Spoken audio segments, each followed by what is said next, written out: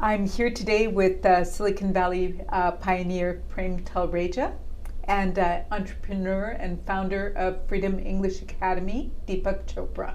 Pleasure to meet you both. Thank you for having us. Yes, Thank you. Absolutely. And so, could you start by each providing a brief introduction to yourselves? Prem, would you like to go first? Okay, I will.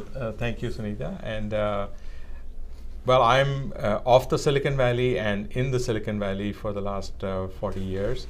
My journey has been off the Silicon Valley, which is in the enterprise and technology spaces. But most recently now I am the Director of Development for Freedom English Academy, which you can see here and which we'll talk more about. I'm very passionate about what we have to offer here in social entrepreneurship, which is a good word for Silicon Valley as well. So I'm looking forward to telling you more about what we are doing. Absolutely. And so I have been an entrepreneur for most of my working life, and the bigger part of what I do now is run Freedom English Academy. And again, we'll come back to this in a minute, but I think I should say it's not really just a passion, it's more of an obsession. That's what takes to run Freedom English Academy. True. Fantastic. And so what was the genesis for FEA India?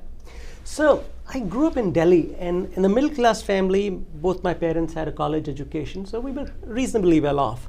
But growing up in India, you can't escape all the poverty that's around you. Absolutely. And unfortunately, it's not gotten better. It's still as bad as it always was. No matter how well fed you are, you look out the window and there's somebody hungry walking by. So as a teenager, it struck me that this is really a human tragedy, that people lead such diminished lives. And I just wanted to do something about it. Now that was as a teenager. As I grew older, that just stayed with me. The poverty never went away. And I was exposed to it. I felt deeply about it, and I felt that it would be what I wanted to do with my time and my creativity. Absolutely.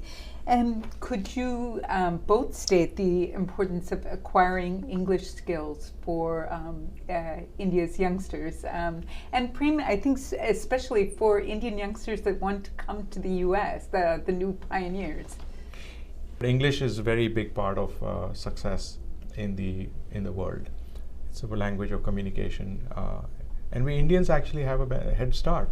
But the lot of people are left behind because the schools don't provide you a good English medium, and I think that at the very least these youth are going to become bilingual.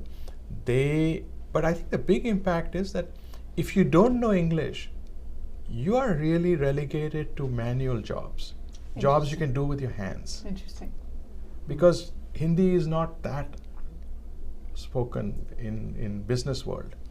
But the moment you learn English, you've opened yourself up into careers that were completely left behind for you. And if you get into those careers, you know the economics of that is an entirely different level. And the journey can be very long. So we operate only in low-income neighborhoods. Okay. And therefore, it's a self-selecting audience. If you're well off, you're unlikely to be living in that neighborhood. We have branches that are located in low-income neighborhoods, catering to students that live within, let's say, 10, 15, 20-minute walking distance from that branch. And could you talk about the program itself? And, yeah. So the program has English as the starting point, and many people that have come to the US would be familiar with something called TOEFL when they come for college education over here. Right. The same company also puts out a product called TOEIC, which is test of English in the international context. It really is testing people's ability to speak English for the workplace. So what we do is build that level of English that you're comfortable, competent in the workplace and able to communicate and express yourself. Beyond that, as an entrepreneur, my view is that success in life is only very partially attributable to what we learned in school and in college. A bigger part of our success comes from our grit, our perseverance, our discipline, our determination, our self-confidence, ethics, our ability to postpone gratification, our ability to communicate, collaborate, get along well with others. This whole field is referred to by the academics as non-cognitive skills. So that's a big part of what we do, is build non-cognitive skills. And it's actually very visible. If you come into our branches where there are new students, and then you go to the same branch later in the day that has students that have been in the program for, let's say, 10, 11, 12 months, it's like night and day. The first group of students, and sometimes I do this, I go in and ask them, I'll talk a little bit about the program, and I'll tell them, hey, ask me a question. And you know, it's sad that 17, 18, 19-year-old kids will not open their mouth and even ask a question when they come into the program. But 9, 10 months later, you can't get them to shut up. Everybody has so much to say. Similarly, I think we are underestimating people just because they come from a low-income background. It does not mean that they don't have the aspirations, and it does not mean that they don't have the capabilities. So at Freedom English Academy at FEA, if you asked around, there's a lot of kids that aspire to be teachers, to become, to get IAS jobs, to get into IIT, to get into the Indian Foreign Service, etc. It's like all over the place. People want to become musicians and dancers and whatever they want to do. We don't focus on just empowering them to become strong, to dream big, and giving them a way forward, giving them a path to do it. Deepak, you've talked about the enthusiasm of the kids that are enrolled in the program. What about their parents? Do they see this as taking away from their home duties, chores, etc.? And are they resistant? So that's a great question. So firstly, in terms of numbers, since we have very large numbers, we have about 27,000 students coming into our classrooms every day. Wow. There's a variety of experiences. There are parents that are very supportive, there are parents that are not supportive at all, and there are parents that are agnostic. But I would say that the majority of parents are supportive, more supportive than not. And towards the end of the program, if we can figure out a way to keep students that are not engaged because of the family reasons, if we make them engaged, for them, parents consistently are supportive. So by the end of the program, because the changes are visible to the parents as well, the changes are visible to the families, and we have parents coming up and expressing their thanks in all kinds of ways. Absolutely. Prem, can you talk a little bit, as the development director of FEA India, could you talk a little bit about Americans' enthusiasm for FEA? Sure. Yeah, sure. I think that it only costs $200 to educate a student in India for 1 year. Okay, that's fabulous. It's fabulous. Yeah. And that $200 investment, if you want to call it that, in social change, think about the lifetime value of the income that person will make if indeed it is proven that it doubles, right?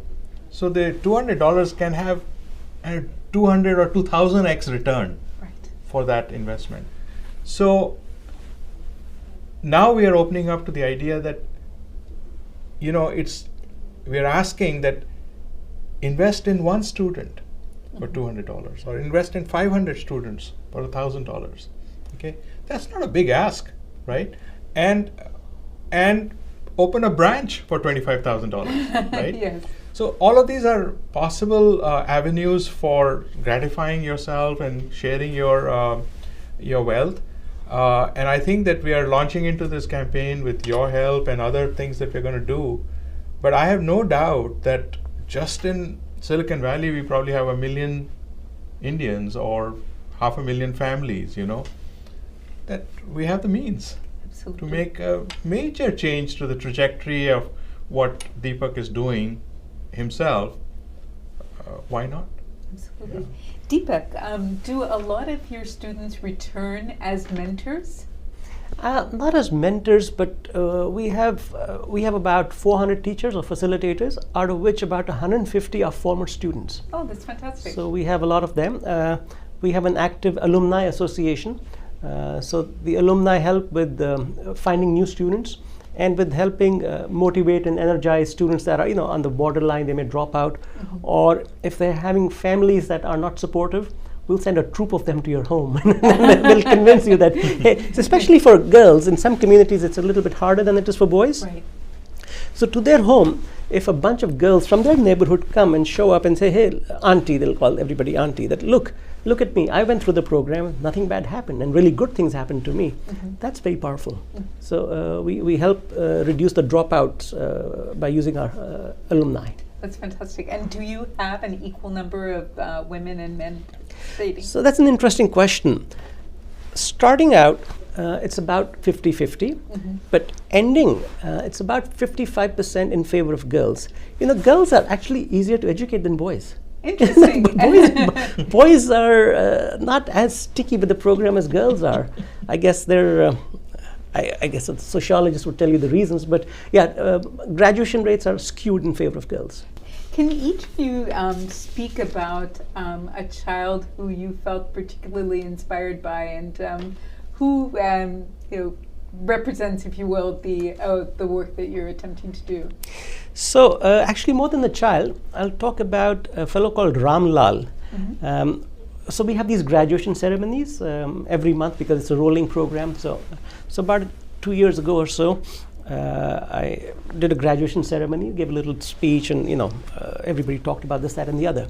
So once I was coming out, this man, well-dressed gentleman, comes and says, I just want to say thank you to you. And so we shook hands, and I said, tell me a little bit about yourself. So he says, my name is Ramlal, and I sell bananas. I have a fruit cart in Agra. So he says, I've come from Agra just because my second daughter is graduating from the program today, and I wanted to thank you because my first daughter graduated, and she's actually working for FEA as a facilitator, and my second daughter is now going to appear for her IAS exam. Wow. And he says that as a banana seller, it's something that I couldn't fathom even that this day would come. That is incredible. Yeah. That is really incredible. Congratulations to Thank you. And Prem? Yeah, so I'll explain. I have a class that now I've mentored for 3 months. So I've gone through class 1, 2, and 3, call 1, 2, and 3 with them. And there is 11 kids in that class. I can talk about all 11 of them. They're so different, so excited, so different views of where they want to go in their life. There's one girl, her name is Brinda, and she started out by saying she likes art and wants to be an artist. Okay, and we actually say that look at what you love doing, look at what you're good at, and look at generally where the industry is willing to compensate you for that. Right. And then if you find the intersection, that's a win-win-win. So I was coaching on those lines to all of them. But Brinda, I said, Brinda, that's great. You want to be an artist, but you could consider understanding where art schools are, what art school you can go to. And of course, in my mind, I was thinking that it's a tough profession. You've got to build a portfolio and what kind of artist you'll become. And maybe that's lack of my understanding of that skill. But I sort of mentioned to her, I said, well, Brinda, and by the way, FEA also tells you what kind of jobs are out there, right? So, or kind of categories of jobs. So I was looking at one which is of my own passion, photography. So I mentioned to her, I said, Brinda, photography is also a form of art, and there's a big need for news and that kind of work. Yeah. So I think she took it that day, and I didn't say a word. Next class, she says, sir, I'm looking at photography and digital photography. So I'm just telling you how I felt. I said, okay, so you got it. Last week, I had my third class, and I was actually so amazed. She says, I have decided I'm going to become an animation engineer. Wow, fantastic. That's amazing, right? I can't wait to see her do it. She'll be graduating out of my mentorship, but it's like, wow. That is really it amazing. Worked, right? Yes, absolutely. Yeah. So I would recommend that if you Google Freedom English Academy, it will bring you to our website, which is also feaindia.org. And you're welcome to join us as a mentor if you have the time, which is about an hour a month for 5 months. You could join as a volunteer. There's all kinds of things that can be done. And thirdly, you could join as a contributor or a donor. The cost for the program is $200 per student. So you could, pay for one student or more, or whatever works for you. So those are three different things three different ways to connect, to contribute. Fantastic. And I forgot to ask you about scaling up. What are your plans for scaling the program? Well, that's an interesting question because obviously I'd like to scale up the program. There's literally tens of thousands or hundreds of thousands of students that would love for the program to be scaled up. But it's really a question of, does the community care? Are there enough people in the world that care? Because we are at the level we are at, 27,000 students, as I said, and we're growing at about one branch a month, and we'll continue doing that for the foreseeable future. But we can only grow faster if there is others out in the world who care about this. Right. I'm sure people care about all kinds of things, but do they care about this? That's a big unknown to me. Absolutely. Yeah. And over the past 8 years, how many students have come out of the program in total? About 120,000 students have come through the program. Not all of them have graduated, because not everybody sticks around for the duration of the program, and for multiple reasons. For example, if their families have moved out of the neighborhood, they can't come in anymore. Sometimes they get better jobs than they already had, and then they can't afford to give up on that income, and sometimes for other reasons as well. But about 120,000 students have come through the program so far. Fantastic. Pleasure to meet you both. Thank you. Thank you Thank so you very much. much. Thank you. So much. Pleasure to meet you. Yes. Thank you.